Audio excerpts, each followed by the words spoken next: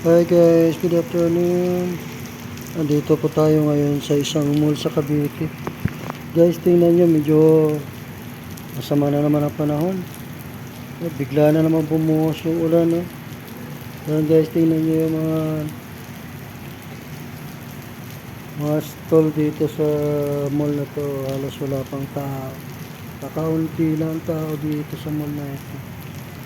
Andito ito sa Cavite. Halos kukunti lang yung tao dito. Yan na yun guys, yan. Kaya lang bigla lang bumuhos yung ulan kaya hindi natin masyado yung linaw. Ganda ng dito guys. So, lawak nitong mall na to kaya lang wala pa halos tao dito. Wala pa nang pumupuntang mga tao. Kahit sa umaga wala din. Ganda ng mall na to guys. Kompleto na rin siya dito pero kulang pa talaga sa tao. Wala halos tao.